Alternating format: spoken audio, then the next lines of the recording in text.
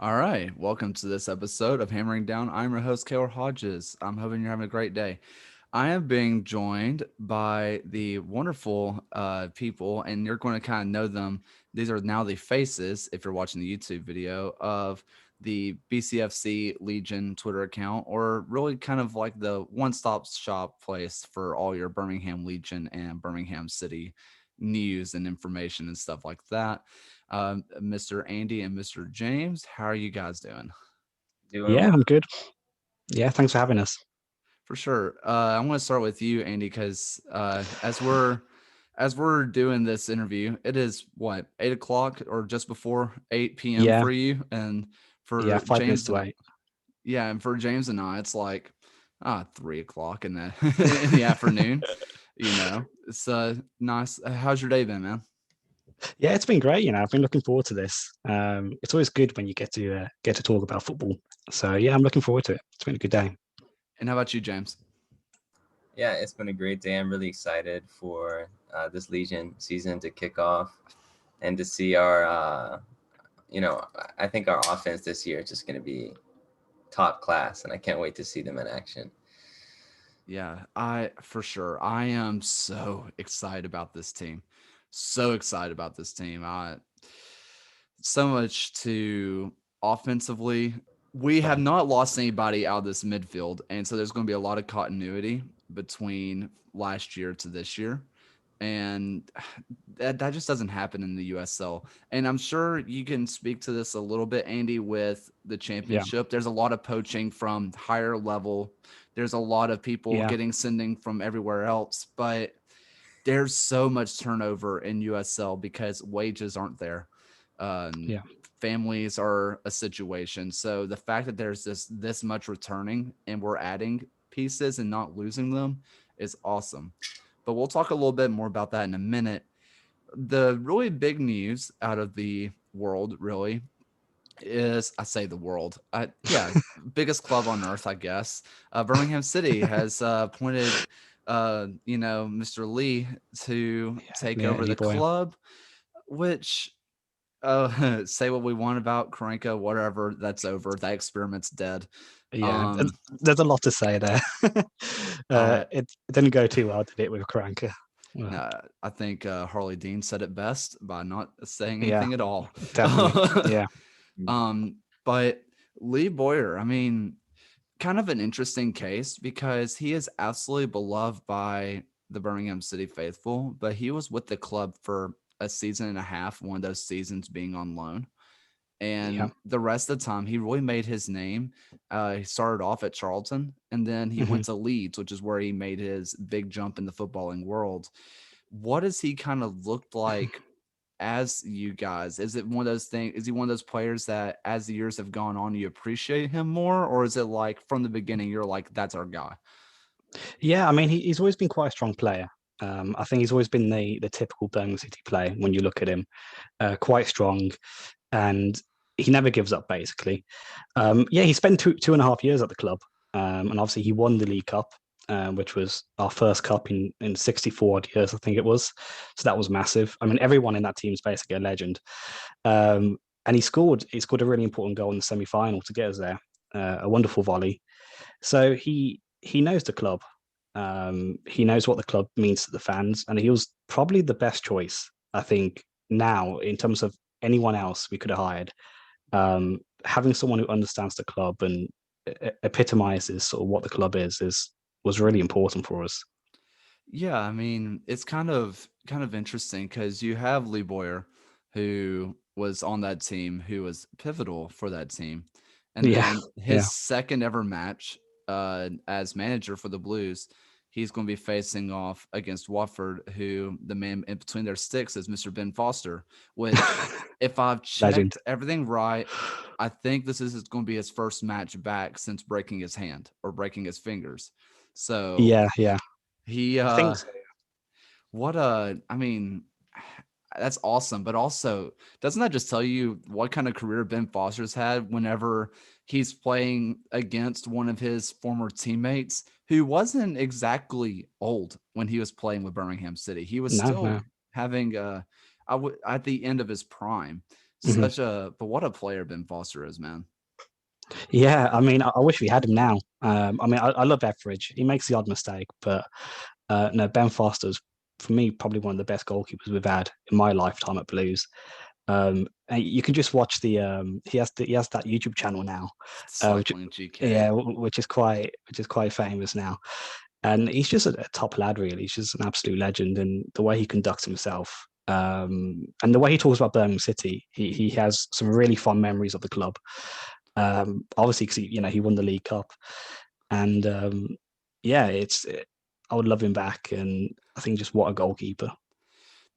James, do you follow the Cycling GK at all? Do I you? do not. I do not. Dude, it's awesome. Check it out. He puts the GoPro right in the camera, and so you see and hear everything. Which what I'm hoping for is if this is his first match back, I want somebody to score and then do the shrug straight into the GoPro. How legendary would that be? I mean, I think one player, I forgot who it was now. I think they played Swansea. Lewis, Uh, I think it was Lewis. yeah, he ran to the goal. He ran to the goal pro and just pointed at it, which was brilliant. A brilliant celebration. But it's so cool because like it shows you the behind the scenes where we don't really get to see in football as fans. I think it was Ben Foster himself was saying in a recent interview, like when you're watching it on TV, it just ends when it's full time. Like you don't see the behind the scenes. So seeing it from his aspect in the changing room and just seeing the manager and getting on the team bus and that, it's just such a great way of experiencing football for especially for younger fans who don't see the outside of it. So, I mean, it's kind of funny because as fans, especially now, uh, Birmingham City and Legion, it's kind of an interesting thing to watch matches because it's kind of a pay to watch, but it's Yeah, cheaper for Legion fans.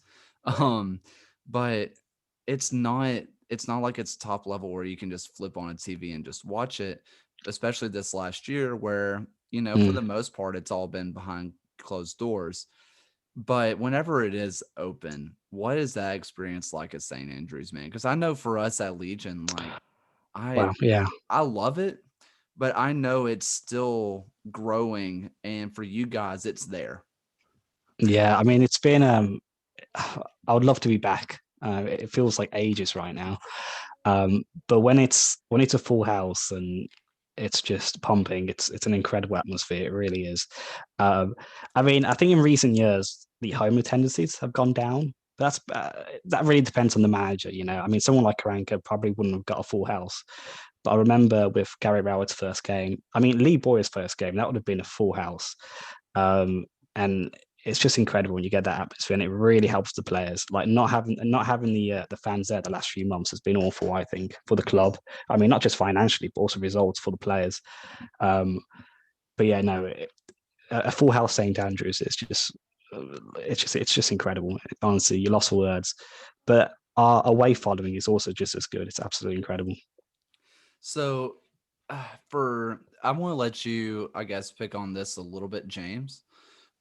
If you just think about the in-person matches for Legion, right?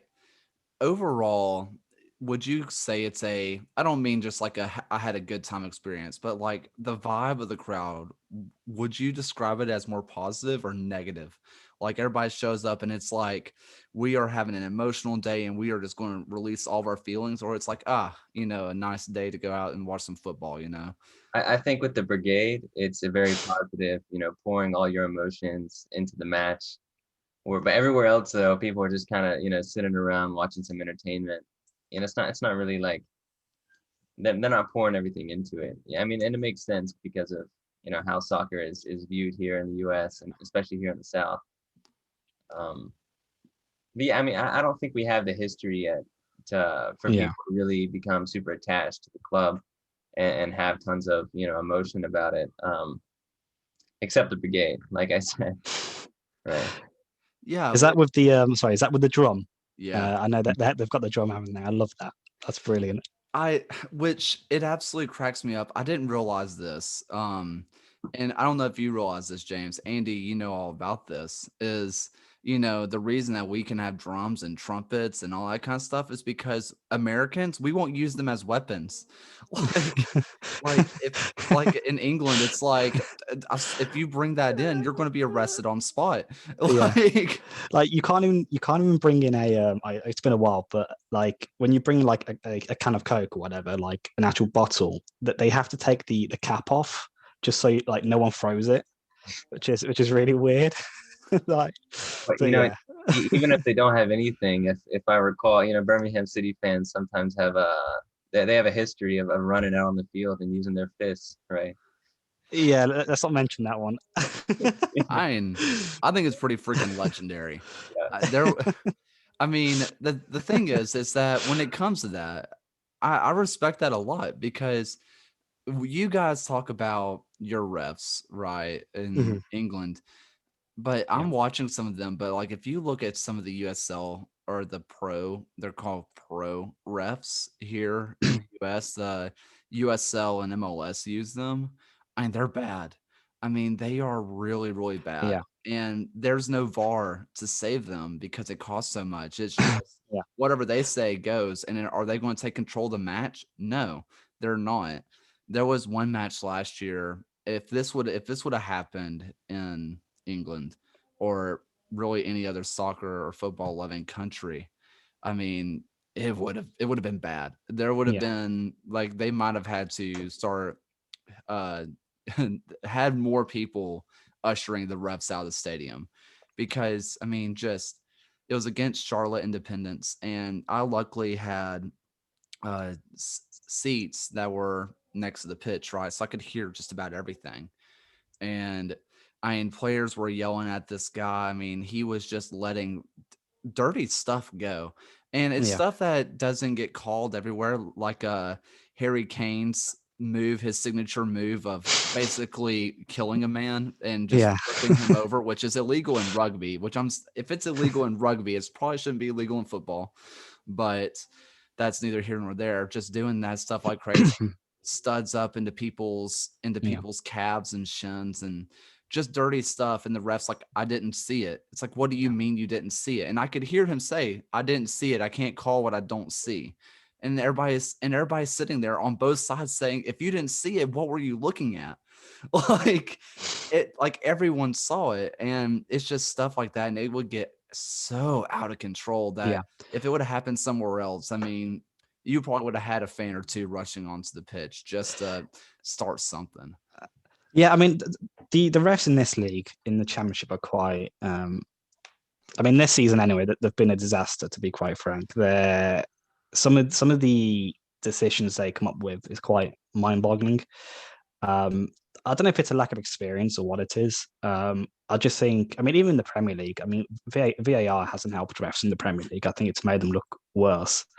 Um, so I don't know. With English football right now, there seems to be a refereeing problem, really, in terms of just how they referee. Basically, they seem to be quite bad.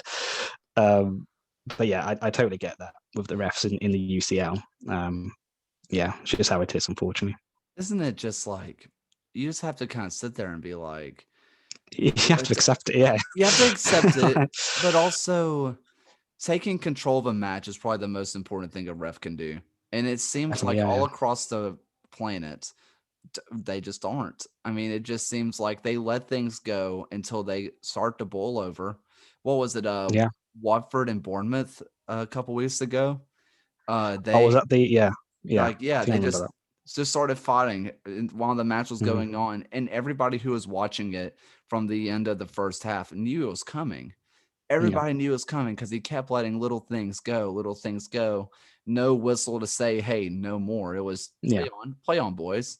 It's a scrap for a top six finish. Let's just see what happens. But at yeah, what point do you just say stop?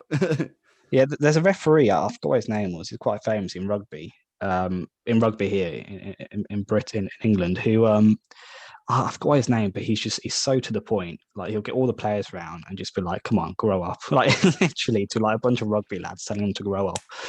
And he's just so to the point. He's unfortunately in football though, it's just I feel bad for refs in a certain way, but I think certain refs anyway, especially in the championship, are a bit egotistical. So it's all about them, and it doesn't really matter who's playing it. They just want to make it about them. Um, so I don't know. Hopefully it changes anyway, because I think in this country anyway, there's a clear problem Yeah. with referees, and I hope it changes. But I mean, they haven't got an easy job, but that's as well. So it's kind of a tough one. Yeah, for sure. Let's spin the topic just a little bit because if anybody's listening to this, chances are you've seen the BCFC Legion Twitter account.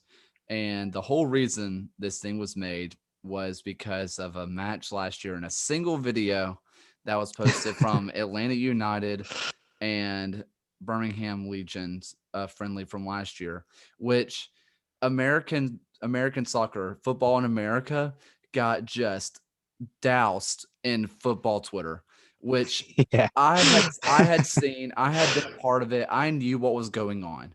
I was fully aware of what was happening. But there are a lot of people, especially Birmingham fans, that this is the first football team, first soccer probably. team that they had ever supported, Yeah, yeah, ever. And so when they all started coming over here and they were like, none of these guys sing, like they're so bad, and this is a stupid song. What a bad city. This is horrible. Suddenly, somebody was like, oh, let's see what happens here. Let's maybe be a little bit friendly. Who do you hate? And then Mark Watson's like, yeah. Good old Mark, we're going after legend. Memphis.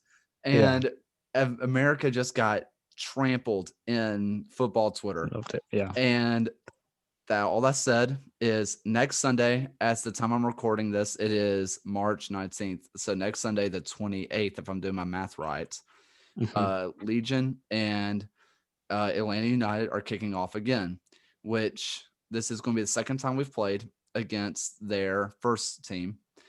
And last time we lost, I believe it was either 3-2 It or was 3-2. Yeah, 3-2. yeah. And I'm going to stand by that their player was offsides. I I don't think he was. Looking back at it, if you look at actually good camera angles, he was on. But what they showed at BBVA, he was off, and I'm standing by that. Um, but that was the Yeah. beginning of this thing, and we're doing it again. So, James, I want to throw this over to you. What are you looking forward to, and what are you looking at in this match coming up? I'm really looking at seeing how our midfield and our forwards kind of work together. Just really how our offense is this year because there's a lot of hype around it, I think. Last match we played against Atlanta, we came out guns blazing. Um, I think Rudolph Mensa, he scored his first ever goal for his only ever goal for Legion at that match, unfortunately. And there was a lot of good stuff to see. I'm really looking forward to seeing our offense and play, really. Yeah, there's a lot to look forward to in this, and there's a lot here. I talked to Alex Cernali the other day, and I asked him specifically about Junior and Johnny Dean because everybody who watched Junior Flemings, aside from what the situation was last year, which Right. we can talk about that all day long. That's been an entire episode I've talked about before. But on the wow. On the pitch, he is a freak. I mean, the first thing everybody says is he is just so fast. He is so quick. And you watch him, he is the fastest human on the planet. And so I asked him, I was like, so we all know how this goes. Johnny Dean, who everybody says is pretty quick, put him in a race with Junior Flemings. And he was like, dude, Johnny Dean would destroy him. And I was like, really? And he was like, not only would he destroy him, he'd be fast and he could run pretty much that same speed for about 3 miles and Yeah, not Johnny stop. has got Wow. gas. He never runs out of fuel. He never runs out, which is insane. So what that means is we have a left and right back, which are offensive minded, that can just go up and just do their thing, and Ryan James and Johnny Dean. And then you have guys in the forward who are Nico Brett and Junior Flemings, who are both Jamaican nationals. It's nice having that partnership, especially if it's not exactly an American partnership. Because if you have two Americans up there, I mean, America's so large, it really doesn't mean much. You're both speaking English. But you know, two guys outside the country playing together, that's a big deal. And then you have someone like Bruno Lapa, you have Anderson Asiadu, you have, I mean, Mikey Lopez, who, I mean, Jay Heaps has said, I mean, yeah, Mikey is going to be a midfielder this year. He was a backline I guy know. last year, which is so insane. Hmm. And so we're going to have people playing in the right positions. And oh, yeah, by the way, we have a Costa Rican capped national team player, not the U21s, an actual men's national team player. He's coming in off the bench. Don't worry about it. I mean, the talent we have is Yeah, I say insane. you have a great team this year, don't you? I've seen some of the signings you've made. Um, I mean, you already had a good squad. I think you had a few great players. You know, Nico Brett. I'll try and say these names correctly. Prosper Kasim and Bruno Lapa. So you had a great team already. And now I think the guy you're talking about there is Junior Fleming. Was he from Phoenix Rising, right? Yes. Um, JJ Williams, I think, signed, and I can't say his name, but Fanuel Cavati, Fanuel Kavita, Cavita. So you or as great signing. all the players on the team call him Fanny. So there's that. What a Um, nickname. and we also signed Ryan James, Yeah, yeah, who was the captain and the fans MVP of the Pittsburgh Riverhounds, who yeah, in USL is they're not like the top of the pyramid, but they're always right underneath it. They're always right there. You're always worried about them making a run. Are they going to win it all? They're never your first pick, but if they make it, you're not shocked. mhm, And he was their captain. He was the fans MVP, and we just picked him up and we're like, all right, you're in the back line now. Congrats. I mean, it's kind of insane the talent we have, which I'm very excited to see how that stacks up with Atlanta United because last year we went toe to toe with them. yeah, And with MLS, the gap between USL and MLS has gotten smaller and smaller, but it's still massive, right? So for anybody who's from not the US, if you want a nice equivalent, the USL is the USL Championship, which is our second division. I would safely say would be competitive in the League One of English football. That's about League One level. And MLS, you might have a team who could maybe scrape into the Premier League, and yeah, that's like a good team they could scrape in, but everybody else is pretty safely championship, right? yeah, Which you can see a League One team beat a championship team, but everybody knows who the favorite is there. And that's kind of how it is definitely. for USL Yeah, and MLS. But we pushed them last year, which that was kind of everybody seeing that Atlanta United is not as good as they were before. Because at the time we were playing them, they were the world beaters. They were the yeah, best. And we kind of showed, hey, maybe they're not that great. So there's going to be a lot of yeah, Atlanta United fans who are going to be like, they're trying to see what's going on. yeah. I said they've So got a great stadium, don't they? I think it was the it's at that new stadium, the Mercedes one. Yeah. yeah, That's Mercedes beautiful. Benz. That is. That's a beautiful stadium. I've been there for 2 matches now, and I mean it's an amazing Yeah, atmosphere. It's awesome to see. I've been there for so many football games at this point because marching band goes there for Mm. college football and all that stuff. And it's very very pretty. It's very very nice, but yeah, it is so much better for football or for soccer football than it is yeah, for American football because the sounds, I mean, it's concrete and glass, which means it just echoes like yeah. crazy. And they have a little dome opening, but they don't open it a lot, so all that sound just gets trapped. And when they are pumping sound, I mean, it is 75,000 people plus, and they are Imagine, just yeah. going What an atmosphere, insane. yeah. Yeah, but that's kind of a funny thing is we talk about the difference between the two Birminghams, and this is always the fun thing to talk about. I mean, at a good day, let's just say it's Birmingham Villa, it's packed out. Okay, how many people are probably inside of St. Andrews? Oh, it's a full house. And 42,000. Uh, it's an absolute full house, to be honest with you. You won't you won't manage to get a seat. Like it's full house. It's absolutely incredible. It's been a few years since we've had a Blues Villa game. I think last time was when they were in the championship, which I think was 2 years ago or something. I kind of forgot now. But yeah. So 42,000. And then for us, our biggest match that we've shown was against Atlanta United last year, where we packed out BBVA Stadium at a whopping 6,000 fans. And I mean, just comparing those two, it's just like, man, we are really a tiny fish in this massive pond. And Yeah. it's really kind of crazy because this is our That's, yeah, so I think at Villa Park, sorry, it's 42,000. I think so I thought you meant at Villa Park. I think at St Andrews it would be like 30 or close to 30, maybe just below 30,000.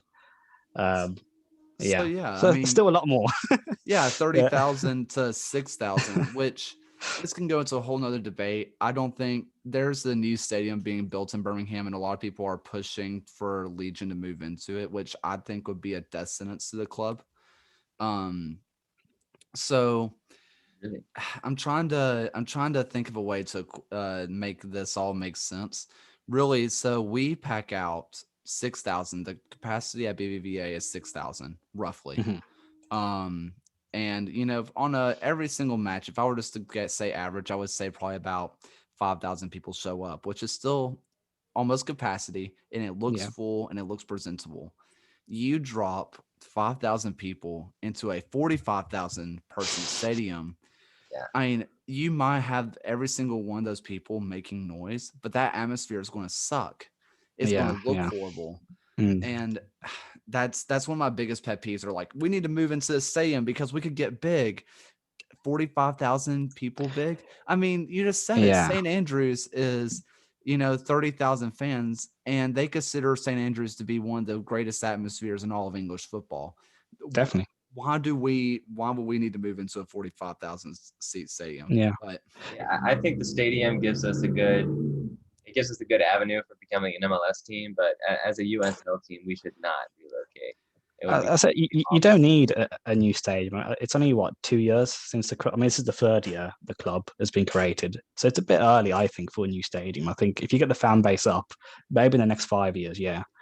But I mean, financially, trying to get 45,000 fans. I mean, if you only get 5,000, then you're wasting money that's what every I'm game, basically. I mean, Uh, you could always go for the Nashville SC approach, and it's sell majority of your tickets to the opposing fan base and then give away free tickets so it looks like oh it's no, actually filled. oh no, no, no. Yeah, I'd And hate that. I No, I mean, mean a home atmosphere has to be a home atmosphere. It can't be like mainly away fans. It just it just wouldn't work. It wouldn't be no, the same. it would not. And that's one of those things. It's always been the thing that Blues have pride themselves on. I mean, what was it's pretty iconic video at this point, but they started filming the boys coming out, at Hotspur Stadium out in Tottenham, and you can just hear Keep Right On just belting away, and it's like, oh yeah, Mhm. by the way, they're the away fans. Yeah, Which how embarrassing is that? That your away fans are just out, chanting you, out yeah. supporting you, and it's horrible. Yeah, I mean, and not to be controversial, but the big clubs, in my opinion, are the big clubs in England. So I think we played West Ham in the FA Cup 2 years ago, um, and I mean, they've got the Olympic Stadium in London as their stadium now. I mean, the atmosphere from the home fans was horrendous. It was really bad. Like But they you can have only hear the. but they I mean, have you could. bubbles. Yeah. I think they have popcorn as well, which is really weird in the UK. Like you're not really like having popcorn during watching a football match is just a really weird thing, I think. Anyway, but yeah, no, the atmosphere was mainly from the Birmingham fans, if not all from the Birmingham fans. It was just so odd. So yeah, it's just mainly the big clubs I feel in this country don't have great atmospheres. Um, but uh, but yeah. So James, we're talking about like going to away days or whatever. How many away days have you managed to go to in the USL or even to MLS? I have not been to one away game in the USL. And now this is going to seem strange. Yeah. And if you're listening to this from another country, it's like, wow, what a horrible supporter, right? You have to What's drive the so far. Right. Yeah. Now, I talked to this with a little bit with Mark and other fans, right? Our closest quote unquote rival, which would be Memphis, which is not really a rivalry anymore because their front office sucks. Um, I mean, that's what, 2, 3 hour drive. Yeah. I mean, Jesus. yeah. So imagine having to drive 2 to 3 hours to go play Villa. Would that even be a rivalry anymore? It just wouldn't. No, no, it wouldn't. No, I mean, no. I remember we had a lot of guys go to the Ottawa away day 2 years ago, which that's in Canada. All right. And Jesus which Christ. if you were to drive, I that's 17-ish hours. That's mean, farther away. That's that's dedication. that's That's farther away than if Birmingham were to go to somewhere in Italy. If you were to drive from Birmingham, St. Andrews to go down to Juventus, that's a closer away day than going to a regular season match in Canada, which just tells you just how far everything is. It's ridiculous. yeah. I I mean, that would be a great away day though. Driving down to Italy on the coach. That'd be, I think you would have a good time there. To be fair. yeah. I mean, it's just insane. But whenever you look at the away fans, I think that's what makes football in the US so interesting, Definitely. is Yeah. because you have people who they're like, oh, this match is really close. Let's go to this one. That match is 5 hours away. Right. All right. Yeah. And they're bringing, thousands of people with them. And for our level, we'll get several hundred during a normal year, Yeah. coming into BBVA. And it's like, oh yeah, they drove 12 hours. We're the closest team to them. Yeah, like Tampa Bay. They usually have Yes. pretty big crowd at BBVA. Yeah. That's Wow. how many hours away is Tampa? Tampa is about 10 to 12 Wow. hours. God. And we're the closest until Miami FC came into the fold. We were the closest team to Tampa. And so they had a great following here because they're like, finally, a game we can go to. They drove for 12 hours, which is why it's so insane, which is why I think you see a lot of the away days that the away section is almost always either empty Empty. or Yeah. packed, Okay. Yeah. because it's either packed because it was within 10 hours of their home stadium. But if you have to go from, I mean, just imagine this, right? So if you take the farthest away day, which you can in this country, if you just stay in the country, it is Miami to Seattle. Okay. That is, I mean, I took a plane from Birmingham to Oakland, and that was a 6 hour flight.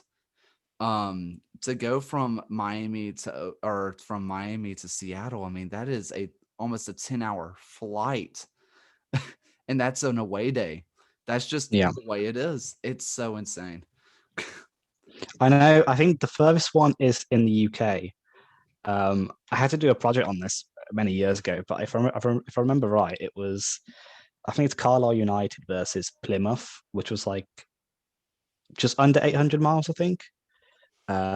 Which I'm not too sure how many hours that would be. What, 6, 7 hours, maybe 8, 9? I'm not too sure, but yeah, I mean, let's say it's 9 max hours or 8 max hours. That's still nothing compared to you guys. So yeah, I mean, it's just really interesting. But the away days, like, they're either empty or packed. But man, those fans that do go to those away days, I mean, the people that go, it's never sit down, watch the match for entertainment. They're there because they are there to raise some cane.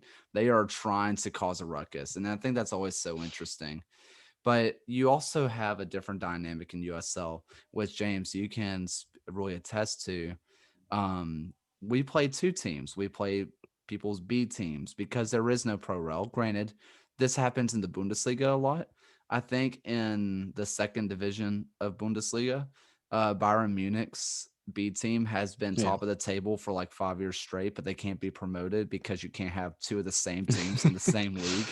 yeah. Um, but we play Atlanta United's two team all the time, Yeah. and they don't have fans. They don't have fans that go. Every now and then you'll see a guy from Birmingham who roots for Atlanta United that show up and they're like, And that's "Oh, that's the worst, by the way. Being from Birmingham and then coming to a Birmingham versus Atlanta match and going for Atlanta. I mean, Spawn the other team, yeah.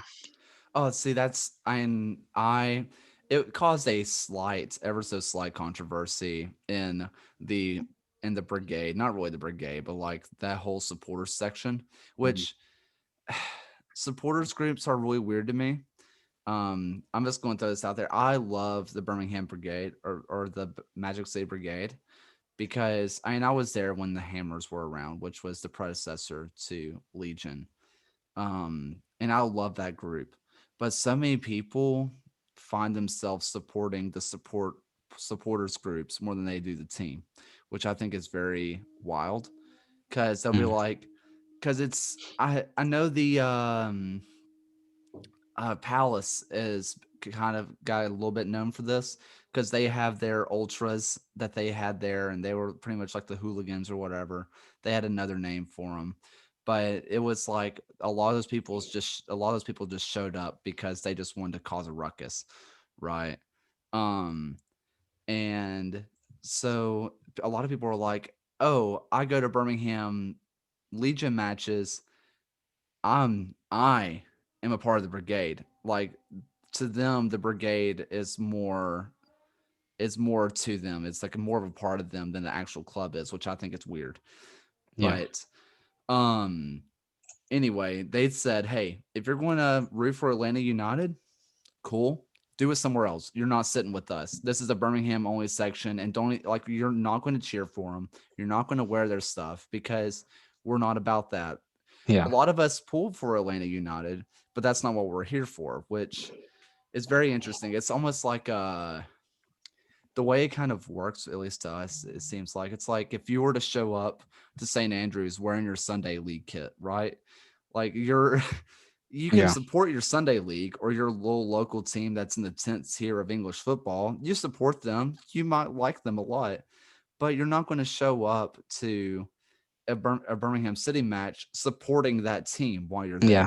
there. Yeah, definitely. I mean, you wouldn't show up. I mean, if you try supporting the away team and you showed up at St Andrews, I don't think it would go too well. I think you probably wouldn't be allowed in the stadium. You get stopped. But yeah, that definitely is impossible here. I can tell you that for sure. So one of these days, let's just say it all gets worked out. Legion and Birmingham City go to play a friendly. Okay. That'd be incredible. And we're sitting in St. Andrews. Now I'm fully prepared for it to be completely hostile, completely toxic towards us. No. Before and during the match, I fully prepared for that because it's like we still want to beat you 17-0. Like we're like that. No more friends. Afterwards, we'll go get a drink. I mean, you probably would beat us under Cranker, to be fair. I mean, I think 70-0 sounds realistic if it was still Cranker. But but no, it'd be a good game, to be fair. I mean, that's the long term plan, really, for BCFC Legion, especially for after the community. That's the long term plan. If we ever manage to, I mean, whether it's there or here, it doesn't really matter. Just a preseason game would be just incredible, really. I mean, obviously post COVID, Yeah. but yeah, it would be incredible to get that. So this is going to be kind of a question for you guys, just on that whole Twitter account, right? Okay, I know how it started, but who had the idea of we're going to capitalize on this? Why not just make it a one-stop shop? And did you see it lasting more than like 3 weeks? Well, it was me. So I remember I was at uni at the time and I was walking home. And ironically, I don't really use Twitter much at that time. And I jumped on Twitter very quickly because I had the app, and I just saw my Twitter was basically blowing up with all this Legion stuff. And I was like, who's Legion? Who the hell are these guys? And I think I saw like Mark Watson, I think Chris Pugh as well, and a few others were all sort of like tweeting about it. And I just sort of jumped on, really. And I was like, oh, this is really cool. I'm going to look into it. And obviously, I saw that you guys just lost, I think, 3-2 to Atlanta, but you played really well, apparently. So, 1 second. Isabella, can you close the door, please? Thank you. Little sister, sorry. That's okay. Edit that bit out. I mean, you can keep it in. It's fine. I don't Um, mind. um, but what? Yeah, what was I saying? Yeah, so it's all just it was really random, you know. And then I think that evening I was like, I'll just start a page. Why not? This is really cool. I mean, it's so unique though, because I mean, that's the power of social media, right? It's sort of like you can get anywhere with the press of a button, basically. You can interact with anyone. Um, and this was a great use of sort of football and social media, and it was just such a unique thing. I think Wigan tried to copy it with I think there's a team called not Tulsa. Tesla, Tulsa. There Tulsa. we are. I didn't say Uh, Tesla. it's a little bit different with Yeah. Tulsa and Wigan because they actually are an official partnership. Oh, are So they? Okay. they have like they're not an alliance in the sense of that they get free loans and stuff like that. It's not like that kind of level of group, but I think they have like training things that they do. They send each other analytics. They actually have a official That's really cool. partnership. We Uh, should do that. that's what I said that too. Orange County has a really good one. They have Rangers. They are official alliance with Rangers, the Scottish team, Yeah. who just won the Scottish Won the league. Premier, Yeah. which Yeah. is. But yeah, that's Wigan and Tulsa. They're it's really interesting because their Yeah. Twitter accounts are within contact with each other a lot. Yeah. Okay. Yeah. They interact a lot, but there's like no fan interaction between the two Yeah. clubs, which is very weird, which is kind of the opposite between Legion and Yeah, Birmingham I said City. that's what makes us unique. It was like I think I mean the one big thing really was obviously that we both have Birmingham in our name. Um, that was obviously the massive thing about it. But not just that. I think when you look at the fan base, I think they're very similar. I think when you look at the cities, they're very similar. I think at its heart, we're very similar clubs. Um, and so I think when I created the community, I wasn't really surprised that it sort of shot up very fast. Um, but I definitely expected it to last more than 3 weeks. So, I mean, like we're what 1 year and 1 year and a month now. I think 1 year and 2 months. Um, so I fully expected it really to grow. And obviously, I've got James's help, and we've got another admin called James, and they've been hugely helpful. So yeah, it's great. I mean, it's great to learn about a new team as well. But it's really good to. I mean, I think like you said earlier beforehand, I had no idea about soccer in the US. Unless like a new franchise gets created or something like in the MLS. But other than that, I had no idea. So it's been really cool to sort of learn about the UCL and get to know a few other teams as well. So yeah, it was really random to be fair how it all started. Like it's just it's the power of Twitter. It's incredible what it can achieve, and luckily here it achieved some really quite incredible and quite unique as well. I've talked about it a lot of times, and I've had this conversation with a lot of people, but I kind of want to hear your take on it, James, because Andy was talking about learning more about Legion and the USL and all that kind of stuff. But what was it kind of like just being doused in just random blues history? You were just like, here it is, have fun. Yeah, I mean, it was pretty legendary. There's nothing like it, honestly. I think me, along with a lot of Birmingham Legion fans, were extremely confused when all these folks from Birmingham, England, just started flooding all our Twitter pages, and then Memphis's pages. Yeah, yeah, yeah. And but no, we all latched on pretty quickly, and then it was kind of reciprocated. I know there's pretty much all Birmingham Legion fans that I know are also Birmingham City fans now. So Yeah. I know I certainly am, and yeah, I mean, it's a really interesting dynamic, and I think it's great for both of our clubs. Um, there's a huge fan difference, which I don't think is really it's really talked about much. They have I don't know how many fans Birmingham City has. I mean, probably at least over 60,000 or something. But and then we have what, maybe 8,000, 10,000 fans max. So it's a big difference. But yeah, I I mean, say, it's actually yeah, I mean, it's really it's something that Legion got to experience that most clubs in the United States in a total don't get to experience a lot, and something that Birmingham City fans and other larger English clubs get to experience all the time, and it's the idea of the international fan. Now, Yeah, there's going to yeah. be clubs in MLS who it's a guy from, I don't know, let's just say Cincinnati. There's a guy born in Cincinnati. He moves to Ireland. Technically, he's an international fan now, right? But this was a little bit different. I mean, there's a lot of, I mean, I don't like using this term, but it's officially what it is. It really is what it is. Legion fans who are Birmingham City fans by definition are quote unquote plastic fans because they aren't from Birmingham, England. They're, not in St. Andrews. That's just the way it is. Mhm. But that's something that Legion and other MLS clubs and USL clubs don't get to experience is, oh, there's somebody on the other side of the ocean from you that are massive fans of your club that have never stepped foot in your country before. And Yeah, that's something that's normal for you that is wild to us. yeah. I think we're the only USL team probably that has some international fans.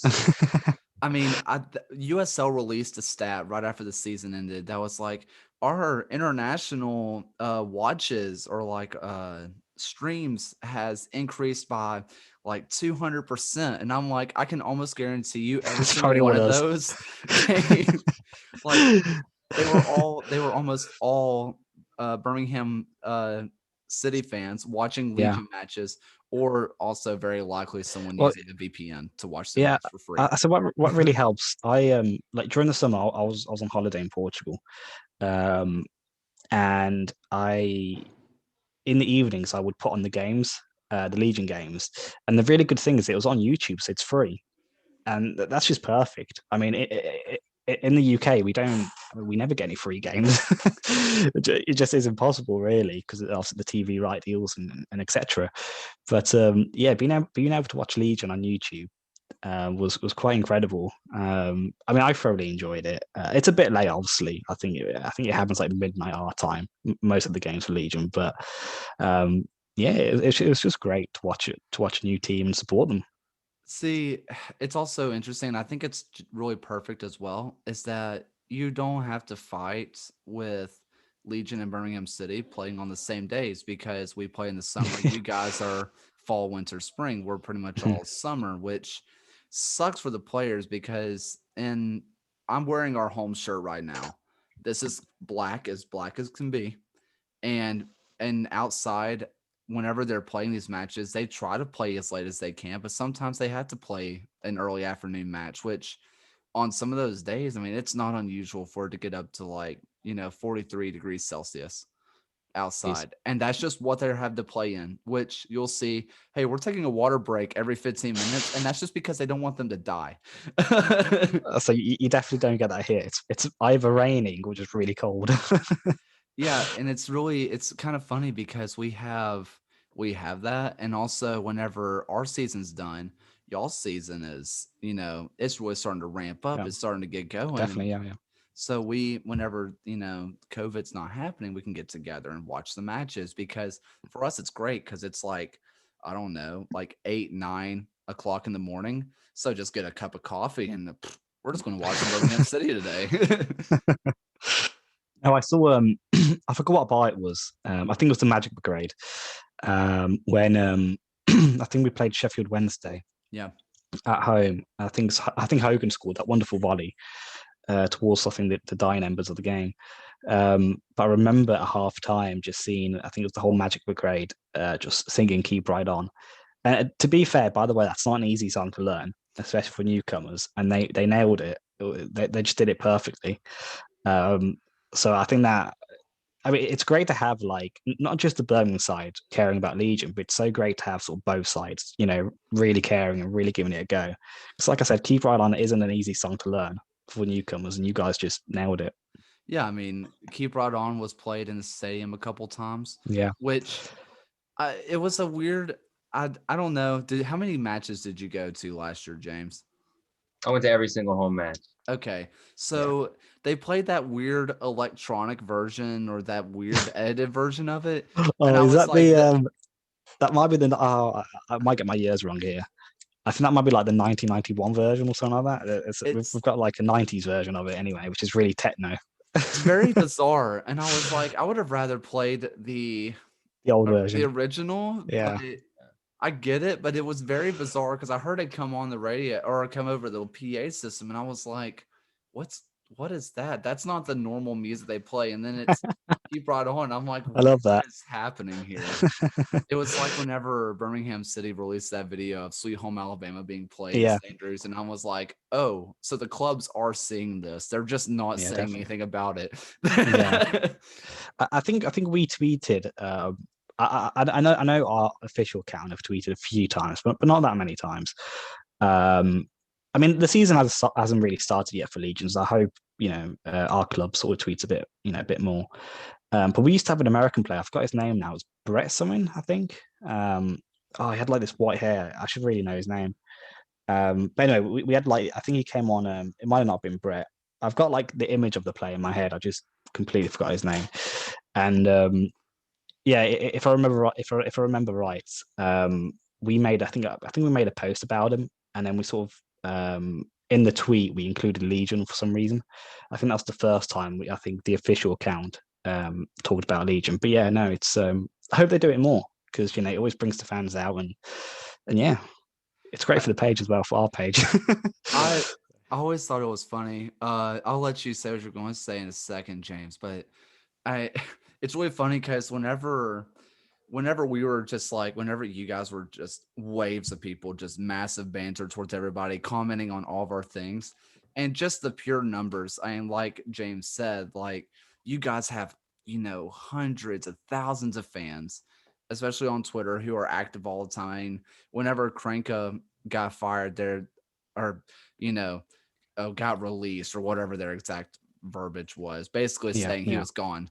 it's I mean sad, basically. Yeah. that the comments on that thing was like 500 or like 500 or whatever. And whenever there was something posted about Villa, it's like this on this day we did something to Villa, or like basically Villa sucks. And a bunch of it's a bunch of just Villa fans being angry of we're in top flight, what have you done? And you have like 50 Birmingham Legion fans be like, huh, you guys suck. And then you guys, Memphis is doing nothing. They're just promoting one of their sponsors, and you guys are just going after all their families and stuff like that. So just by numbers, it is just so comical because we are trying our hardest to live up to the banter, and you guys are just massive waves, just overwhelm everybody. I mean, to be fair, that's just English football, really. I think English football in a nutshell is basically like that. But especially the Birmingham fans, yeah, it's a lot of banter going on. And I mean, when we found out, like you said earlier, when we found out that Memphis were your rivals, it was just crazy. I feel really bad for their admin. He must have been like shocked. So, Yeah. sorry to put on. Sorry, what were you going to say earlier, James? Yeah, I'm curious to know, and you ought to ask Jay Heaps this if you ever get a chance to, whether how much the teams actually talk to each other. Yeah. Birmingham City and Birmingham Legion, because I would love to know the answer to that as well. I did talk when I did talk to him in one of my interviews with him. It was just like, there's communication there, and he was like, Yeah. I asked him before the interview or after the interview, one of the two. I was like, so this Birmingham City thing, like, I don't want to say anything, and him give an answer and whatever. Yeah. And he was like, oh, there's communication there, but I don't know how much, especially during COVID, that you can't really make anything happen. But Yeah. I'd imagine there because over the last few months, obviously the UCL didn't really know when the league was going to restart, and I think Blues have been quite busy anyway. We haven't had a great season, so I think we've had a lot of other things to really concentrate on. So there probably wasn't that much communication, I'd imagine, over the past few months anyway. But I think there's no reason to why anything can't happen in the future. Because I mean, a pre-season would be mental. I mean, I know for a fact, like if there's a pre-season in the United States, there'll be loads of Birmingham fans that would who be would awesome. who would jump on that opportunity to go there. It'd be incredible. I thought it was kind of funny that we released the shirt that we wore, the our red Sweet Home shirt we wore against Atlanta United. That was obviously tie full circle. That was the Mhm. shirt we wore whenever this whole Birmingham Legion thing started. And then and this Birmingham Legion, Birmingham City thing started. And this year, just a couple months later, you guys released all your shirts and whatnot, and it was the whatever that home shirt is. That is one of the worst shirts I've ever seen in my life. I'm just going to throw that out there. It just looks bad. Um, and Is that then our one? The I think it's got not that checkered the pattern. It's got a weird. Yeah, I'm not a big fan of it, to be honest with you. it looks Uh, cheap. It just looks Yeah, cheapy. But there's the green one, and then there is a red one that is near identical to the one that we have. And I thought that was so interesting, and it just made me think like, what if yeah, one day we had a blue shirt? Just I know you guys in the past have worn red shirts, and so it was probably just pure yeah, coincidence. But I mean, why not? yeah. I mean, yeah, it's in terms of a home shirt, yeah, it's unfortunately here. I don't know if you get it the same in the United States, but like shirts don't really get any sort of unique templates. Like a lot of the so um we I think is it Adidas we've got? I forgot who it is now. Um Y'all have no, Nike? Nike, sorry, it's Nike, not Adidas, yeah. Um so but we haven't actually got a Nike. We've got like an off sort of company of them or like a secondary or whatever. It's not actually Nike themselves, so that makes sense. So we got just like a template shirt, which they use for loads of other clubs. That's what ours So is. yeah, we hate that though. We're like, I mean, I hate that anyway. I just wish we had like quite a unique design. I think that looks quite good. I mean, this one's quite unique. This is something 2011. I quite like this one. Um, or like our penguin one, which is I like love a the white penguin stripe. shirt. Yeah, that's a classic. That's an absolutely incredible shirt. See, it's kind of interesting because you have a lot of clubs, and this is not where I thought this conversation was going to go. But I am a big like shirt collector. I absolutely love it. Yeah, That's same. and Yeah, so they a lot of lower league tends to be templatey, but MLS is bad with templates. Adidas gives them like five choices and is like, here you go, put your colors on it, have fun. it's the But same. then Yeah, but yeah, then you look at some lower league, especially if you look at USL League One. I mean, just awesome, awesome yeah. shirts. Greenville released a really cool one today that is based, or yesterday, that's based on their team's car. Like That's amazing. Yeah, it just weird stuff, or you've probably seen it being shared around, but Forward Madison, who's just known Hmm. for being weird, but their shirts are So just cool. they're really cool. They have the drip shirt, which is basically based on graffiti, which it's all these different kinds of colors, the pinks and blues and whites. It's awesome. There's other teams that got really big. The Providence Rogues or whatever, they are really big in the US. They're literally just some adult league team that they're not in a major league. They're just known for having really cool shirts. And that's a big thing in the US is just selling your merch. You're just trying to get your merch out Hmm. there, which kind of sucks, but it is what it Yeah. is. But yeah, you have in your bigger leagues a lot of templates, which really doesn't make sense that the smaller teams don't get the templates. I don't know hmm how that works. I don't know why, but yeah. I think a lot of probably a lot of smaller teams in terms of like maybe League One, League Two. If you don't get Nike or Adidas, I guess you can get a more sort of local supply or a shirt manufacturer. And I think a lot of the local ones are normally more unique. Whereas I think a lot of the big companies like Nike or Adidas just have templates because I mean they've got what 100 clubs to yeah. do anyway. Unless it's like I don't know Madrid or Barcelona, then they'll probably go out and give them a great shirt, and then everyone else gets the templates. But it's just how it is, really. So it was kind of something that you mentioned earlier with Wigan and Tulsa. Mhm. Tulsa is in our group this year, so we're going to be playing Tulsa this year, which it's really looking back at it in hindsight, and at the time I was pretty upset about it with what happened to Wigan last year, going under administration, which was BS anyway. Shouldn't have Yeah, yeah, happened, and they got relegated on being sent to administration or whatever. yeah. But wouldn't have talk about legendary if it would have been USL, or it would have been Legion versus Tulsa, which Tulsa is very active on their social media, and which in return would have been Birmingham City versus Wigan. I mean, I guess it could happen now, but we're not in the same leagues anymore, so it's not exactly the same. Yeah, If that happens this year, where it ends up being a you know international duel between Wigan and Legion and Tulsa and Birmingham and City, Birmingham, yeah. how legendary. Yeah, that'd be quite cool to be fair. Yeah, I say you've got a tough group though this year. I know you're playing Atlanta too, isn't it again from last year? And Very obviously easy. then Indy, um, Indy will be Ca- Indy will be a new team, isn't it? Kansas City and Memphis, obviously a big rival there. That'd be. I mean, if they can sign some players, because I swear they don't have any players right now. Yeah, our group is going to be the It's a good group. easiest. It's Yeah, the easiest to make the playoffs, but mm, it's going to be the hardest for us to win. right. yeah, Louisville City is by and large definitely you can put them either at 1A or 1B for best team in the Eastern Conference of USL, which yeah. we talked about distance. That's the reason we have to do East and West Conference. But I mean, Louis City is always up there. They're almost always going to be in the championship game. It's always ridiculous.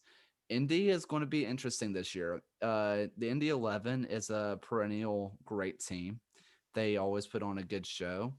But last year they only took, if I remember right, 13 or 12 points from their last 36 Mm, Yeah. after after starting, Mm. I think they started off with, if I can do my math right, I think they started off with 16 out of their first 18. oh wow. Okay, well, And then they fell off big time. And then that, they that lost all their yeah, talent. yeah. So that happened to Legion, though, didn't it? I think we Yeah. started so well last year. I remember. I think the games I watched. I know we beat Charlotte Independence 4-1, and I think we beat North Carolina 2-0, and then it just all went sort of quite downhill. Like they started so well, and then I think we drew to Memphis, and then it sort of just went a bit downhill after that. And injuries caught Unfortunately, up. Injuries yeah, caught up to us. And then the most important part was we were a one trick pony when it came to style. yeah. We were the definition of counterattack. Um, we would, I am, Sound like us. It sounds like blues a bit.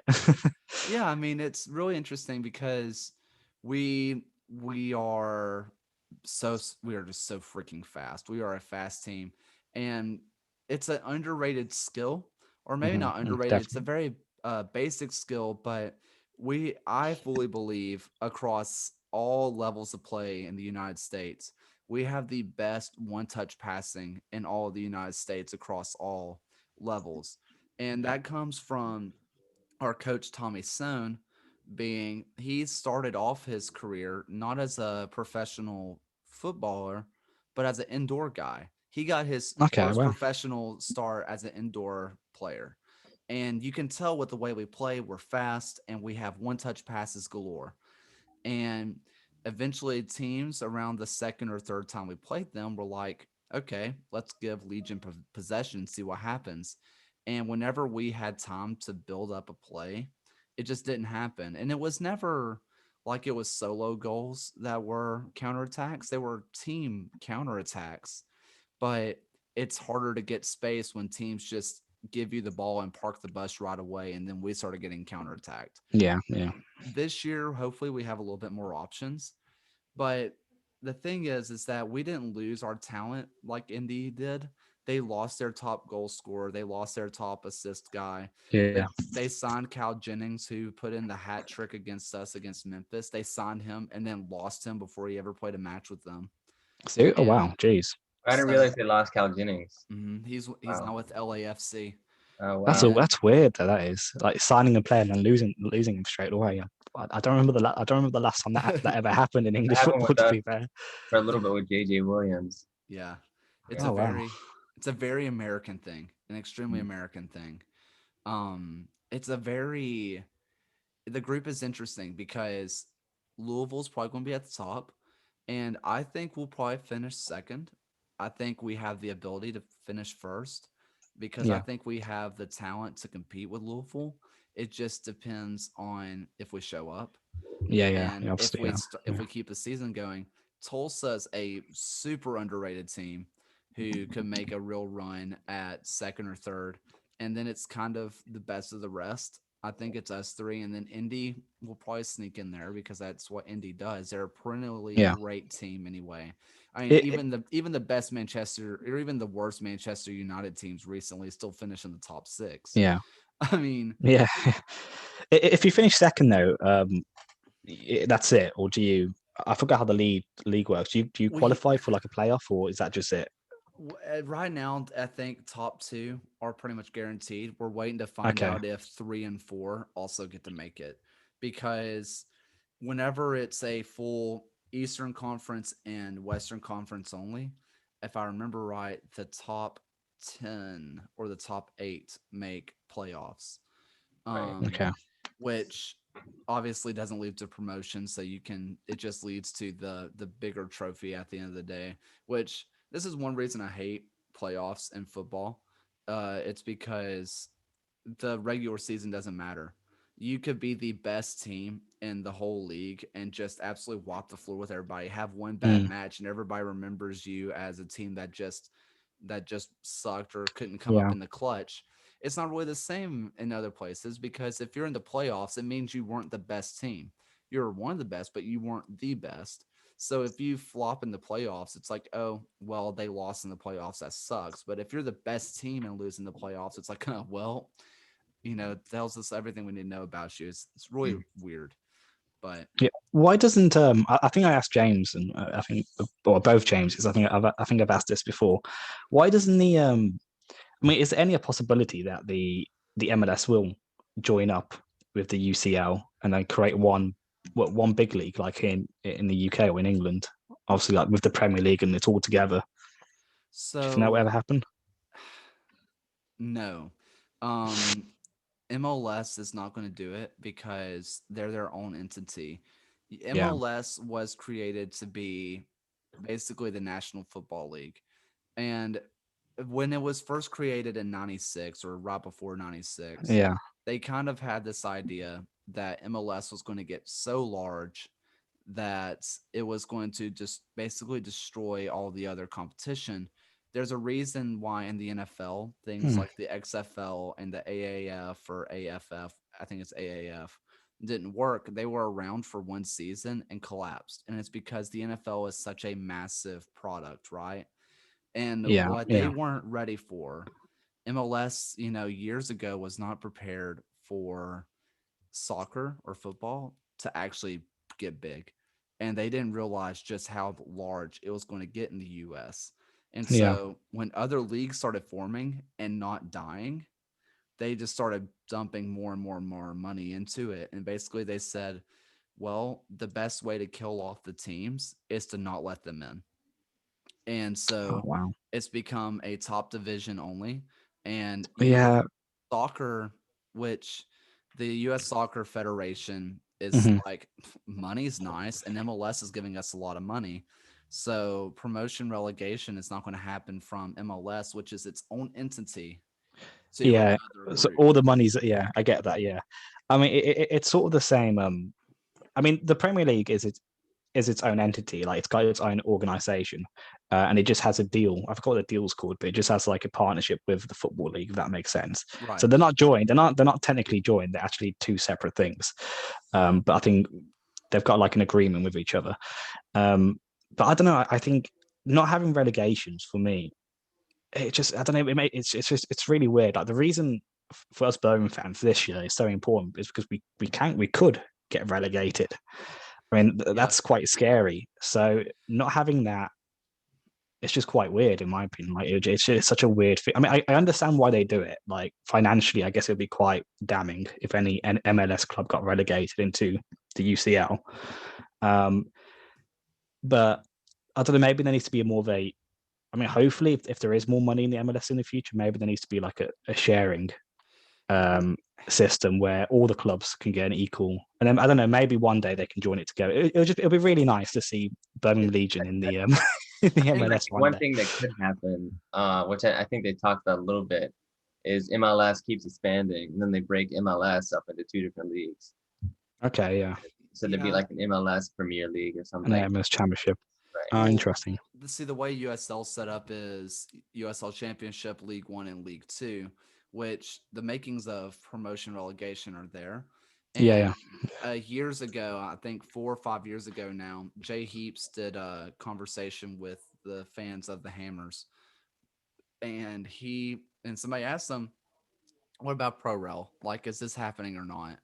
And he kind of talked about it, and he said if it were to happen, it would probably be a quote unquote two-step promotion, which is it's pretty similar to the way the women's Premier League and the women's football in England is, and yeah. same thing. And I think in Liga MX, which basically you have to have the points, you have to be a winning club, and you have to be able to financially support yourself.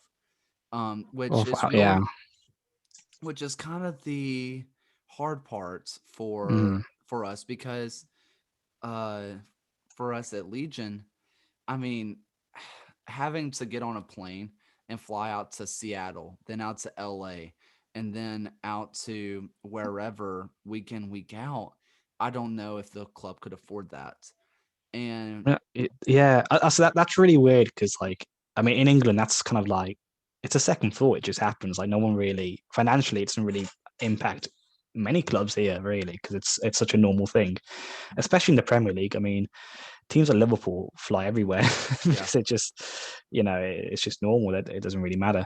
Um, so yeah, I can see, especially this year though, with the coronavirus. I can't imagine how difficult it's been for Legion. I mean, financially, it's probably been really difficult. And for a few other clubs, I think there's a few clubs who have dropped down a division, haven't they, because yep. of financial issues. So it's sad to see, but hopefully, hopefully one day there's I mean, the reason it's so lucrative in England is because of the TV rights deal. Right. I think I might get this wrong, but I think in the Premier League, why it's like 3 billion or so in Yeah. for the whole season. The TV rights deals are so insanely like that. Um, it'll be interesting to see. I don't know if the UCL have a TV rights deal, do they? But So it's kind of up to each organization. Um, okay, yeah, so all of USL is streamed onto ESPN Plus, which I've heard is not really an option for you guys there, which sucks because yeah, it is awesome. Hmm. I get up on most of my weekends. I get up at like 2 o'clock in the morning to watch Australian A League. Why? Because I can. Because yeah. I mean, why I'm not? paying $5 a month to do it. Why not? That's quite cheap though as well. That's not And that's not too bad. I Yeah, get a little bit of championship. I watch the Indian Super League, and then I which love is that. Yeah. hilariously bad, by the way. It's so good. And Yeah, then as and I say, then I've got a quick funny story. I was watching a stream a few weeks ago. I was looking for the Arsenal Benfica game, and I came across this random stream. And it was completely legal stream for anybody listening, by the way. yeah, of course, yeah. Sorry, yeah, completely legal stream. It was I swear it was really random. It was like the Brazilian Women's League. It was really random. And this team, I forgot they were called, but I kid you not, they were winning like 18-0. I swear, I showed a mate of mine. I got like a picture. I was like, mate, you got to look at this score line because it's brilliant. It was like 18-0, and I just couldn't stop. I mean, it was just really random. But ESPN Plus would be great. Like watching all those different leagues, I would love that. That's right down my alley. I They would love also that. have Bundesliga on there now, like all the Bundesliga matches, which is awesome. But Yeah. and that's where USL streams their stuff too now. But for Legion, we also have a local partner that puts all the matches on a local cable, so we don't have to deal with Okay. things like Blues TV.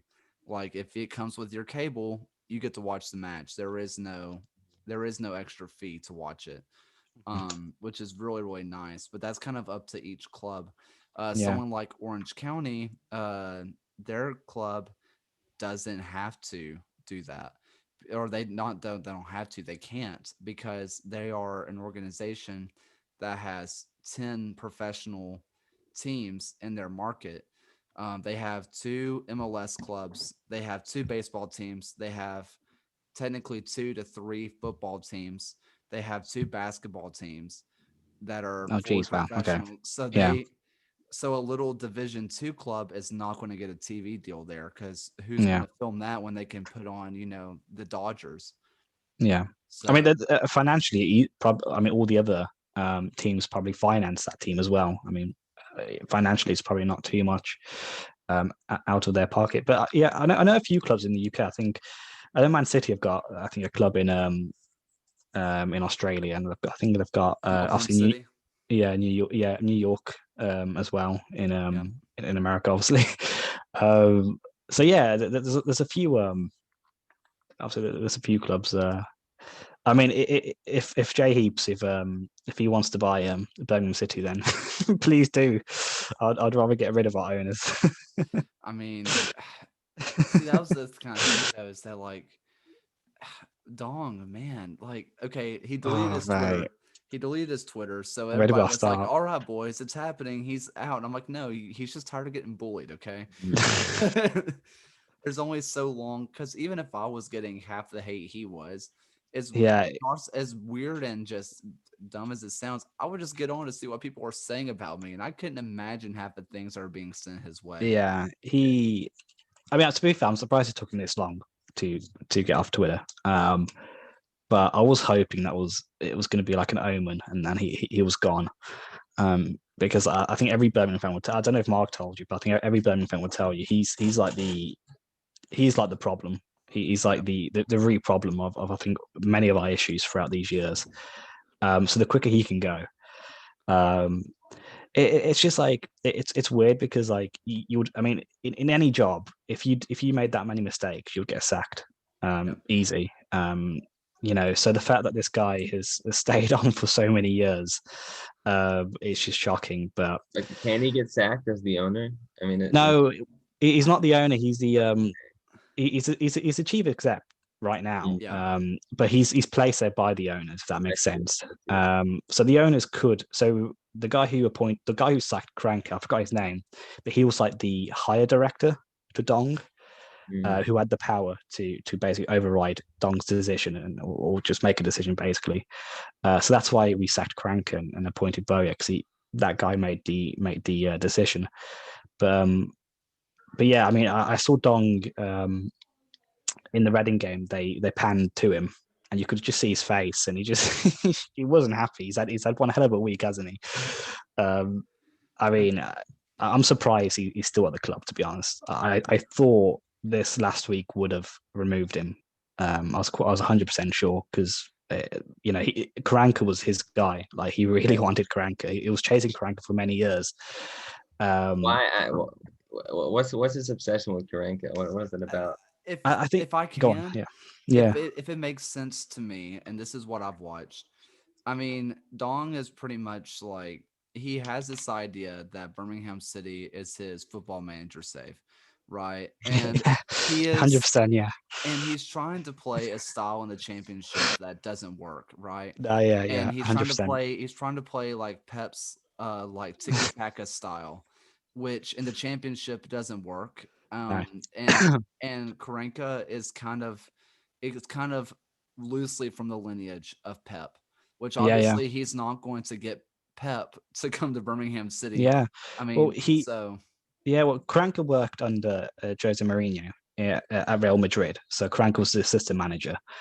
Um, I mean, he did okay at Middlesbrough. I think it was Middlesbrough who he got into the playoffs. And I think Nottingham Forest he did, I think, okay as well. I was really excited when he joined. I mean, so many Blues fans were. We all wanted Karanka as well, which is the weird thing. And I was really hoping it was gonna go well. And unfortunately, it just didn't go well. And it's exactly for the reason that you said. I mean, the way I say it, it's like playing. He was trying to play champagne football with lemonade. It just doesn't work, basically. Um, And I'm not saying we've got bad players. I think we've got a good squad. I think we've got a better squad to finish higher than where we are right now. Like we shouldn't be in the relegation places. We should be a bit higher up, mid-table at least. I wouldn't say we've got a perfect squad, but um, I think the issue is we weren't playing to our strengths. Um, we've always been quite a attacking, counter attacking side. So we sort of push back, and then we let the pressure on us, and then we sort of push back. We cross it in quite a lot. So I mean, look at Jukovic. He comes 4 minutes in against Reading, he scores, and he couldn't score a goal under Kranker. So it just proves that I think the football Kranker was trying to play, it was so anti Birmingham City. Mhm. It's quite unbelievable. And then Bowyer comes in and goes back to this sort of Birmingham City style, which is a sort of typical 4-4-2. None of this sort of tiki taka rubbish. Back to basics. Emphasis on hard working. This sort of never let die attitude. And importantly, telling the players. He said this the last few days. He's been telling the players, "You're good enough. You can do it. You're good enough." If you look at Karanka's post-match interviews with obviously the famous shrug, I'm just like that doesn't install any confidence in players. It didn't install confidence in the fans. I mean, there was people who were literally counting the shrugs. I think it was like 32 in one interview he did. So unfortunately, I wanted it to work out. It just didn't because he unfortunately wasn't Birmingham City. He didn't epitomize the club. I think he did everything that wasn't the club. We're not a tiki taka side. We're not Manchester City. We're not Real Madrid. Um, we're Birmingham City, and we've got to play to our strengths. And Bowyer has come in, and we won it. We beat Reading, and great result. Great, maybe not great performance, but we played well and we got the win, and that's important. Yeah. So just unfortunately, Kranker just didn't do that. Yeah, I mean it's really interesting and something I think it's really interesting because like club philosophies at this point seem to be pretty similar. And James, like you said, you've watched pretty much every single match, Right. especially at home. I mean, it's kind of interesting because the style of football we play is very different to the style of American football that's played around here. American football, I mean, maybe not so much in recent years, but this area of the country, it's very much known for hard nosed defense. We will kill a man before we score a touchdown, and we like it that way. Mm. And that's kind of the way it is. But for Birmingham Legion, it's our first year we were very defensive, but that's because our offense was questionable. It's pretty. We Right. had some questionable pieces up top, and I love those players to death, but talent wise, a little past it, right? Yeah. And James, you can hear my roommates really loud. I'm thinking you could hear them this whole time. They're having a No, great that was literally just it. Then I heard them then, but it's they're fine. they're having a great time right now. Um, but it's and you can attest to this, James. If last year we went to back to playing the way we did year one, where we just said we're just going to be defensive, we're only doing defense. There probably would have been a lot of unrest in the supporter section. It's like we have offensive talent. Why aren't we losing it? Is that Yeah, a fair assessment? I would say definitely. I mean, I would say there was even some unrest in our original season, our first season. And so I can't imagine this past year if we did the same thing, especially with Bruno Lapa and Nico Brett. Yeah. Yeah, and I think it's very, very, very interesting that we are where we are because I don't know how much you guys get the impression, Andy, and I don't know if it's across everybody, James, but a lot of people, especially I think around our age, a lot of people are saying this is Tommy's last year if he doesn't figure it out. A lot of people, he is starting to get on that hot seat of we have talent, we have all the pieces. If we don't win, it's his fault, which I'm not fully on. Yeah, I mean, I think Tommy's a great manager, really. Yeah. He's and like you said, Andy, and this is the thing Karenka was bad at, and by all accounts, and this is something interesting because Jay, who is our general manager, which is the equivalent of Dong, right? Yeah. And Jay is basically on the pitch. He's not coaching, but he's down there. He is. I mean, the players know Yeah, Jay just as well as they know Coach Tommy at times, right? yeah. And I mean, uh, I'm not a football owner, obviously, but I think being a football owner sort of 101 is to sort of get to know the team and the club yeah, and like actually really care. I mean, the problem, and I can see Jay does that because um, I've seen on a few occasions he'll like our tweets on obviously on the Twitter page, and I've seen him sort of comment on things before. So he clearly really cares about the club, and that's really important. The problem with Dong, I mean, we basically don't see him. But in terms of our actual owner, I don't even know what he looks like. I've never yeah. seen our actual owner's face, which probably says a lot. And I think that's quite. I don't know if it's normal in English football, um, but it happens quite a lot here, which I think is a real shame. Because I think if you want to be a football owner, you should really get to know the club and get to know the Yeah. fans. And I think you're really lucky because you've got a great owner in Jay, and I think he's absolutely fantastic. And like I said, you can see he clearly cares about the club.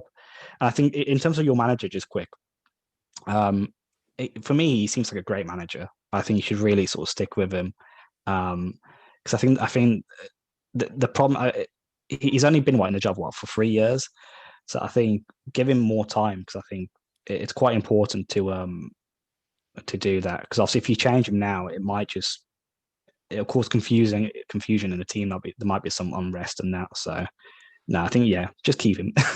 See, that's where I am with this, and this is kind of where I was going. And James, you can jump in whenever you like, but to me, it's like if you want him gone, if you want Tommy gone, I think this year is a good stepping stone to see what would happen because this is the first year where we've basically, we've lost several players, but the biggest player we lost was Bolu. And we lost Bolu Akinyode, Yeah, who jumped in for center back, even though he's a defensive mid, and he's one of the best in the league. But with what we have in the offensive, style we're going for, he wasn't really going to fit with us this year. Um, well, but he, sorry, I'll get back. No, you're okay. But it's kind of interesting that we're just going to see where we are because this year, if we make a big leap, how big of a leap is big enough to warrant him staying? And with where we are, I mean, are we going to say one bad performance in a playoff situation that's one and done? Like it's not even two legs. You can't even say it was two matches in a row we were bad. It's just Right. one match that we didn't live up to the hype. Is that enough to say he's done, or what? I mean, what would it take for you, James, for you to look at Coach Tommy and be like, okay, we're not going anywhere? It would take. He would have to, if and he kind of did this a little bit. He did this a little bit the first season, and it kind of got on my nerves. If he was constantly changing the lineup, and the formation, and so the players could never really get used to something, Yeah. that would get on my nerves. And I think that would kind of open the door for his removal. Also, if he was making Karanka like substitutions, don't and go there. Don't remind me. Yeah. I think that would be an indicator. But I mean, I think it's hard to see him leaving, especially considering the relationship between him and Jay and the history they have together. Yeah. So That's kind of where I am too. And I think it would take just and this is what I was going to with Karenka, which this is what I love about Tommy and Jay, is that more than they are tacticians and just wonderful footballing minds, which they are. You can tell they have a lot of knowledge in the game. They can manage. They Yeah, know how to handle people. yeah, And this is really evident with Junior coming into the club with his, mhm, everything that happened with him. I mean, they brought him into a situation, especially with someone like Mikey Lopez, who is, if you've seen his Twitter account or even if you just talk to him, he is the biggest advocate for equality for every single person on the planet. He strikes down anything that seems like it'd be possibly against that. mhm, And with what happened with Junior, they understand pairing Junior with someone in the same locker room as Mikey, that's just something that I would have said don't bring him near my club, but mhm. after I thought about it I was like, oh, they thought about that. yeah, But under Karenka, right? If you had a similar situation, would you think that he would say, "Okay, we're going to bring this guy in because we have this guy"? I just don't think you would. No, I, I mean, no. I mean, Karanka, it's hard to really explain it. I think he comes from the same mold of Jose Mourinho. So when you think of Jose Mourinho, you kind of see his press conferences. He's quite stubborn, yeah, and obviously they were together at Real Madrid. And Karanka's basically the same, really. He was very sort of it's really hard to describe. It's just the press conferences were probably the most weird I've ever seen in any Blues manager. It was just so it looked like he didn't care. And the weird thing is, I'm sure he did care inside. He probably did. He just didn't show it. I think shrugging your shoulders is the worst sort of thing you can do. Really, it Unless just you sort make of Saban. yeah, it Yeah. just doesn't. By the way, you can see you can see with Harley Dean. I mean, the fact that a player would celebrate like that just shows what he was thinking, and not just him, but probably the whole team. I You mean, know, wasn't that a big thing a couple weeks ago that they were like, what has Karenka done? They broke the spirit of Juki.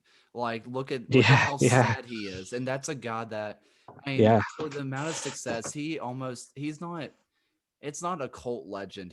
I think at this point, he has become a true blues icon. He's not like the definitely, same level of like Lee Camp, where Lee Camp just had a weird cult following. It was just more of a we yeah, like this dude because he sucks. We don't know why we like him. He's yeah, good, but he's also bad. But yeah, everybody loves Juke. And yeah. The thing with Duke is, I remember when he signed for us. He I don't think he had a good season with Burnley, with who he joined from. So I think he came to Blues with like maybe one goal in quite a while. Um, and he just, I mean, he hit the run. I think he scored on his debut. I think we played Sheffield Wednesday from a right. I think towards the dying embers of the game, I think he scored a towering header, which is basically his trademark. But it's just he fits so well, and the fact that this is like he's a really hard working player. Um, you know, and I think that's why it. The one thing a lot of Birmingham fans say is it doesn't matter if you don't really have the ability, but if you work hard and you're not scared to go into tackles and you're not scared to play for this club, you're not scared to sort of get the second ball, then you're going to fit right in. You know, that's really what we care about. But if we see a player, and this has happened unfortunately this season a few times, if we see players who don't care, who aren't running, who are just really lazy, then or like breeding their dogs. no, no, but seriously, then we are obviously sort of not turn against them, but we will, give them a bit of stick because the one thing we expect in any Birmingham City players is just to go out there and try and give it your hardest, and just go for it, never give up. Um, and luckily, and I hope this continues, but against Reading the other day, we saw that that they for 90 minutes they put their bodies on the line, and the fans on Twitter, on Facebook, and all social media were behind them. So hopefully, with 9 games remaining, that continues. Yeah, with that like Miami Heat culture in mind, uh, who who do you think Healer from the Legion would fit best in Blues culture in their team? I would say probably Johnny Dean. I was going to say the goalkeeper. I've got his Yeah, name now. Yeah, John, he's a monster. He's absolutely what a wonderful goalkeeper. you Um, know, Great goal. Honestly, last year I would have loved to have him at the Blues. No offense to Lee Camp. I mean, Lee Camp was kind of the 50-50 really. Had some great games and I mean not so great others. But your goalkeeper, he would have. I think for me, I think he would have fit right into the side uh, last year. I mean, MVO's a good shout. He's a good leader of men. Mikey's another Definitely. good leader. yeah. The one player I think Blues fans would sell every single shirt out of, and he would become a cult following quicker than Lee Camp did, was Anderson Asiadu. Oh yeah, for Dude will sure. go studs up on a coach, on a player, on a ref, on a toddler, and he does not anybody on the field in the zip code could get it from him. He Yeah. was ready for it. he wasn't afraid to yell at a ref, and to the point where he got himself a few red cards, but every single one of them, I felt like I was hyped Mhm. up. I was ready to Yeah. storm off the pitch with him. He's I our mean, Yeah. warrior. He really is. yeah, Yeah. Anderson would, if he were to join the Blues, I think he would instantly just become one of the biggest legends of all time. Do you know, I would love Bruno Lapa. I would love him down the Blues. I think he's such a quality player. Yeah, I'd love him playing for us. He's Yeah, Bruno Lapa has a certain magic about him, you know? Yeah. he's too good for the level that we're at. The He fact really that he's is. Mm. not higher, I'm so happy that we have him for a multi-year contract. So either A, he stays with us multiple years, or B, we get a nice little transfer fee for whenever someone Yeah. tries to snatch him up. Right. But this is running on pretty long, and we've had a long conversation, but unfortunately, I do have work. So I'm going to ask you guys last thoughts. Andy, what are you looking forward to at the end of the season for Birmingham City? Are you staying up? And if you don't stay up, what are you looking at for next year? Wow. I mean, look, I'm going to be optimistic, so I'm going to say we're staying up. I don't believe. I think with Bowyer, I think we've got a chance now, a last chance, and I think we need to win like maybe three more games. I say 3, 4 more games out of the 9 we have, and I think we'll be fine. Um, Obviously, it doesn't help with Rotherham having, I think 3 extra games in hand or something stupid like that. So that doesn't really help us. But no, I think we'll stay up. I think we've got a good enough squad. If we did go down, I don't want to think about it because I think financially it would really hurt the club, and we're not in a good position really financially. Um, so we'll see. Yeah. All right. And James, for a Atlanta United match, give me a real prediction, score prediction, and how do you feel about the season going forward? I'm going to be optimistic and say it's going to be a 2-2 draw. 2-2 draw. Okay. Yeah. Uh, I'm really optimistic. In terms of the season, I would say I think we need to keep our eye on Jaden Servania. He's a growing player, and I think he's going to be feeding a lot of assists this year to Nico Brett and Junior Flemings and their partnership. Junior Flemings and Nico Brett, they're Jamaican brothers. I think they're going to have something really special for us this year. So it's going to be a great season. Well, I cannot thank you guys enough for coming on. I could legitimately Thank you. talk to you guys for another hour and a half. My boss would not like that though. But if you guys do want to keep on the conversation, because they will do it, follow BCFC at Legion, the Twitter account there. And you guys also have your own personal Twitters, which I do believe it's the same as your names, which are shown on the screen anyway. It's just Yeah. without space. I think it's the same exact thing if I remember right. For the most So part. Yeah, yeah, it's fine. so everybody go follow them. It's a fun conversation and I had a great time. I am definitely looking forward to the season starting and I can't wait to see Yeah. Blues finish in a playoff spot this year because that's what's happening. Maybe next year. up up the Bowyer. Yeah, thank you for having us. It's been, me and James have talked about being part of a podcast, and we're glad you gave us the opportunity. It's been great talking about it, and I can't wait for the season with Legion. I hope you win it, the entire thing. Us too. Well, thank you guys so much for watching and follow them on Twitter and let's hope this year goes well. Thanks guys. Y'all have a good one.